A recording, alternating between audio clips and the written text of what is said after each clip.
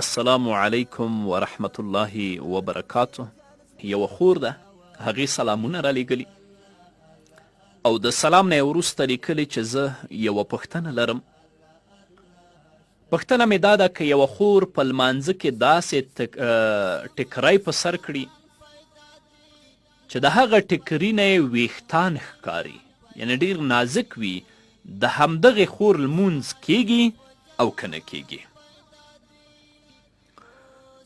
علما لیکي د آزادې او د حرې ښځې ټول بدن په لمانځه کې بلکې په هر وخت کې پټ ساتل دا ضروري دي،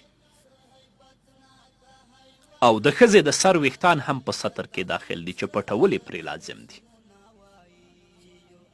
نو لحاظه که چیرته کومه ښځه په لمانځه کې داسې ټکری استعمال کړي چې د سر ویښتان یې ترې ښکارېدل، نو لمونځ یې نه کیږي بلکې د لمانځه بیرته راګرځول پرې واجب دي چې هغه خور به د لمونځ د سره بیا ادا کوي. همدغه مسئله علامه حسکفي رحمه الله په در مختار کې په لومړني جلد کې باب شروط الصلات کې او هندیې په لومړني جلد کې 58 صفحه کې په دویم باب کې او تبین الحقایق په لومړني جلد کې 96 صفحه کې باب شروط الصلات کې په تفصیل سره څیړلې ده. ډیری خویندې او میندې په همدغې مسئله کې بېغوري کوي او غفلت کوي.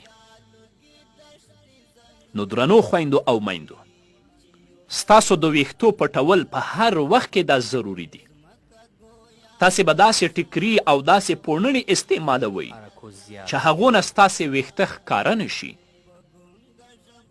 په ځانګړې توګه په لمانځه کې به داسې غټ ټکري او پوړنې په سر کوئ چې د ویښتو څرک مو د هغو پوړنو او د هغو ټکریو نه ونه لګیږي.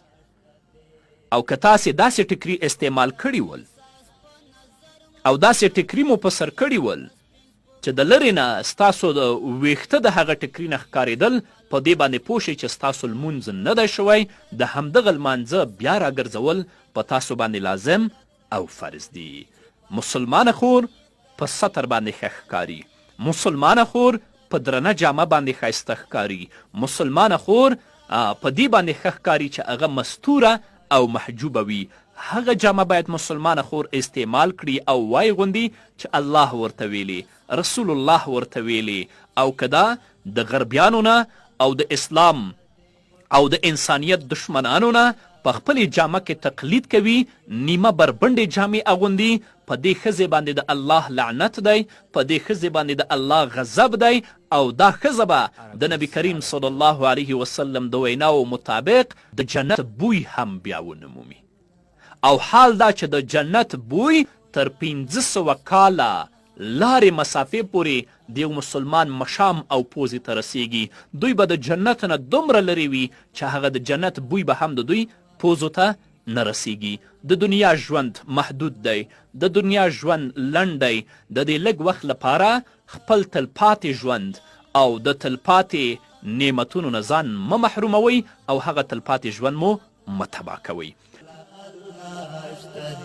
زمکا گویا دا اسمانونا وائی چیو اللہ اللہ اللہ اشتا دے پو گنگا شبا دریا بنوائی چیو اللہ اللہ اللہ اشتا دے چیو اللہ اللہ اللہ اشتا دے.